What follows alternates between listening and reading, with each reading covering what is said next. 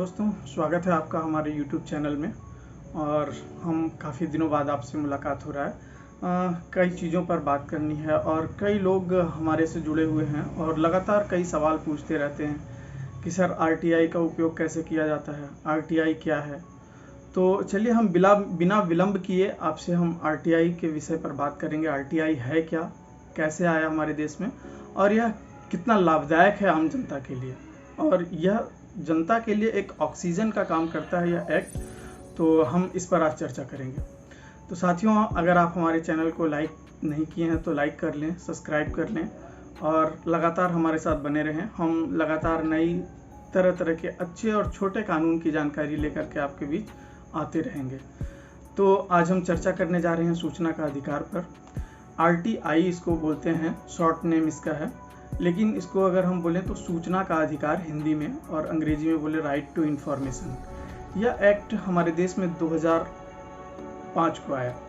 इस एक्ट को कांग्रेस की सरकार जब थी उन्होंने इस कानून को लाया, और इसको लाने के पीछे मकसद था कि आम जनता के हाथ में ये जानने का अधिकार हो कि हमारे देश में चल क्या रहा है, हमारे देश में हो क्या रहा है, और कई सारी चीज़ें हैं जो कानून, जो छोटे बड़े काम जो लोगों के नहीं होते हैं उसको कैसे फुलफिल किया, मतलब कैसे किया जाए।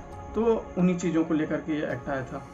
यह एक्ट बहुत ही प्रभावी है और अब तक इस एक्ट में काफ़ी काम हुए हैं, काफ़ी लोगों के काम बने हैं, और इस एक्ट पर सरकार समय समय पर इस एक्ट का संशोधन करते आया है, क्योंकि सरकार को जब एक्ट भारी पड़ने लगा कई जगहों पर तो इसमें संशोधन किए हैं और काफ़ी चीज़ें की हैं।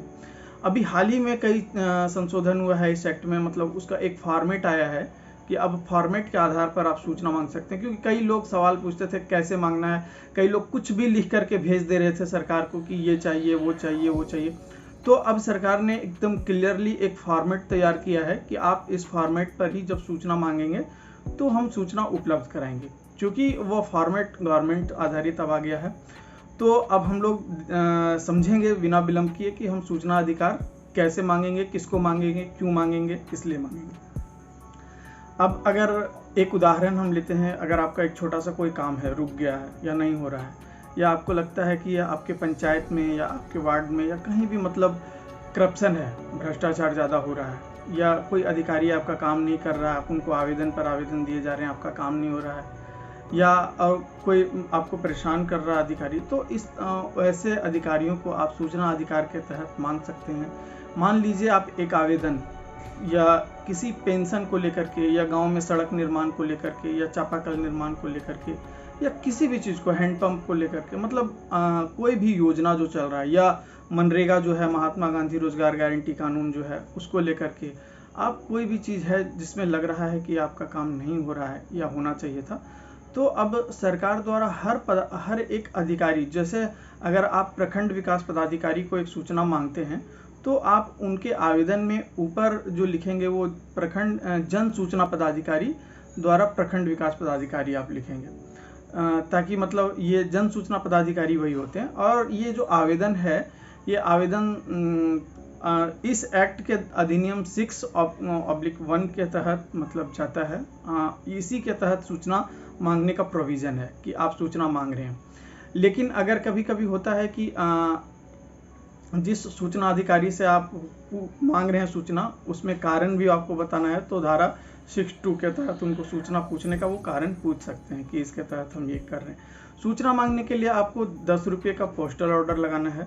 कई जगह प्रैक्टिस में अब ये चल रहा है कि 10 रुपये का नोट ही लोग लगा के भेज दे रहे हैं, लेकिन फॉर्मली कानून जो कहता है वो 10 रुपये का पोस्टल ऑर्डर, या फिर आप चालान कटवा सकते हैं उस विभाग में हाथों हाथ आवेदन दे करके। लेकिन लोग उसको ज़्यादा प्रयोग में नहीं लाते हैं, ज़्यादातर पोस्टल ऑर्डर को ही प्रयोग में लाते हैं, और वो ज़्यादा सेफ और सुरक्षित होता है सूचना मांगने के लिए। अब आप सूचना अगर मांगते हैं तो अगर 1 प्रति या 2 प्रति लेनी है तो उसकी फीस नहीं है, लेकिन अगर ज़्यादा प्रति में है तो प्रति पेज के लिए 2 रुपये आपको भुगतान करने हैं। लेकिन अगर वही आप CD डिस्क में या DVD डिस्क में आप सूचना मांगते हैं तो एक DVD के लिए आपको 50 रुपये पे करने होंगे। उसमें आप जो भी सूचनाएं मांगना चाहें मांग सकते हैं। तो ये चीज़ें हैं। सूचना उपलब्ध कराने का जो निर्धारित समय है वो 30 से 35 दिन है न्यूनतम, कि आप इतने दिन में सूचना उपलब्ध करा दें। सूचना अगर आप किसी चीज़ का मांग रहे हैं, मान लीजिए अगर आपने आवेदन दिया है किसी अधिकारी को कि ये मेरा काम है, पेंशन का नहीं हो रहा है, तो आप 15 दिन विलंब करके या महीना दिन विलंब करके उस अधिकारी को उस आवेदन की कॉपी के साथ सूचना मांग सकते हैं कि हमारा जो हमने आवेदन दिया था उस पर आपने क्या कार्रवाई किया, आगे कहाँ गया, वो आवेदन कहाँ पड़ा है, क्या है, तो उस पर आपको अपडेट सूचना मिल जाएगी।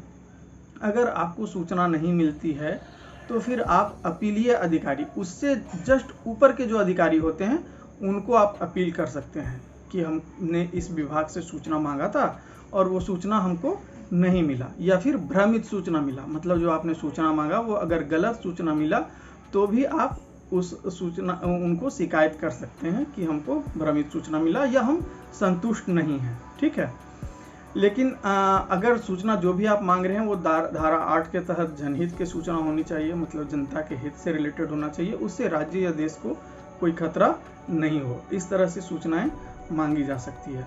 अब हम सूचना मांगते हैं, कभी कभी ऐसा होता है कि हम सूचना मांगना है प्रखंड विकास पदाधिकारी को या किस अधिकारी को मांगना है हम नहीं जान रहे हैं कि किस अधिकारी से सूचना मांगना है। तो ऐसे में आप अगर सूचना मांग रहे हैं तो उसमें आप सूचना में जो आवेदन लिख रहे हैं उस आवेदन में आप लिखिए कि मेरी जानकारी में ये सूचना पूर्णतः आपके विभाग से संबंधित है।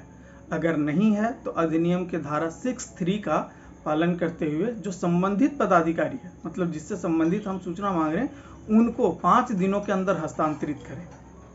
हस्तांतरित मतलब भेज दें। तो उनको भेजने का ये मतलब है कि हम अगर मिस्टेक से किसी अन्य अधिकारी को मांग लिए सूचना, तो हम वहाँ वो अधिकारी की जिम्मेवारी है कि उस अधिनियम का पालन करते हुए वो संबंधित पदाधिकारी को सूचना के लिए भेज दें। तो ये एक चीज़ हो गया। आप हमेशा सूचना अधिकार जब भी आप लगाएं RTI, तो उसकी जो आवेदन आप बनाएं उस आवेदन की कॉपी रख लें। हम आवेदन का फॉर्मेट आपको डिस्क्रिप्शन बॉक्स में दे देंगे, आप वहां से आवेदन का फॉर्मेट डाउनलोड कर सकते हैं और जो भी सूचना मांगनी हो आप उस फॉर्म को भर करके सूचना मांग सकते हैं। अब नियम जो चेंज हुआ है उसके तहत आपको जो लिफाफा आप पोस्ट कर रहे हैं अधिकारी को, उनके साथ एक और लिफाफा आपको पोस्ट करनी है साथ में अंदर डाल करके, जिसमें डाक टिकट 20 रुपये या 22 रुपये का लगा होना चाहिए और उसमें आपका पता साफ और सुंदर शब्दों में लिखा हुआ होना चाहिए, ताकि उस वो लिफाफा आपको मिल जाए प्राप्ति के रूप में, कि मतलब हमने जो सूचना मांगा है उसकी प्राप्ति आपको मिल जाए।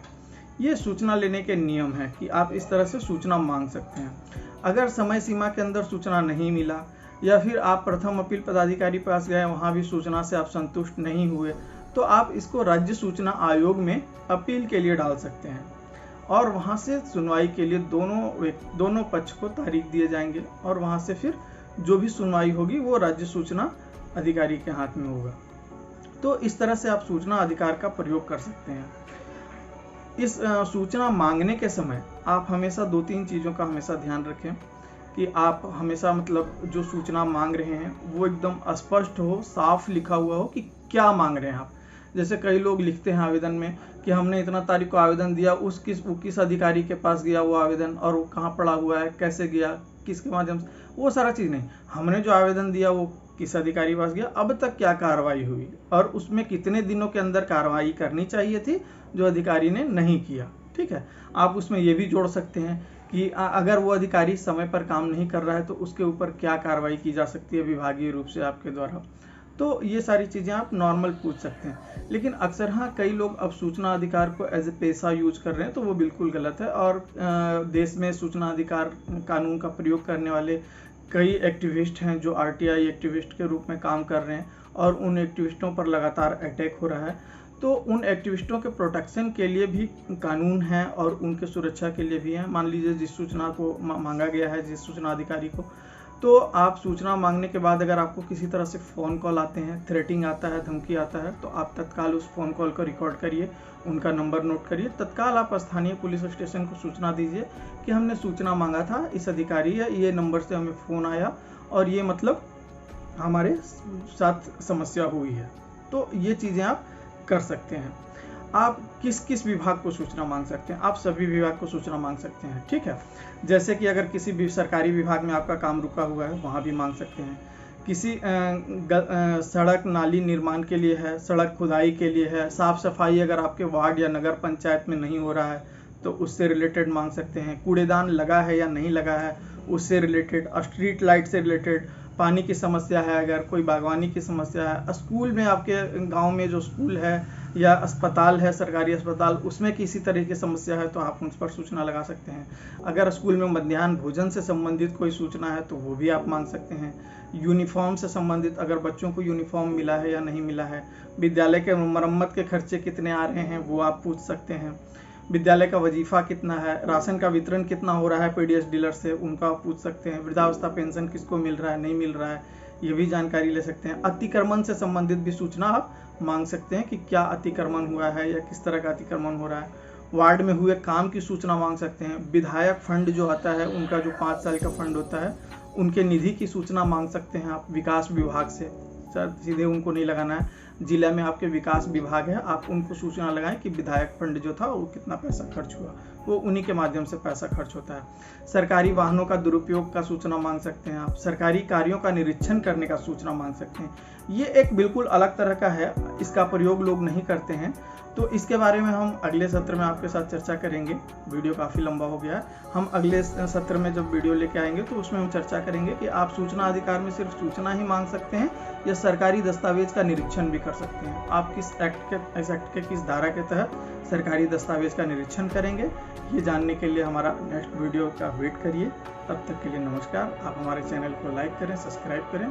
शुक्रिया। कोई सवाल हो तो हमारे इनबॉक्स में ज़रूर डालें, हम ज़रूर जवाब देंगे।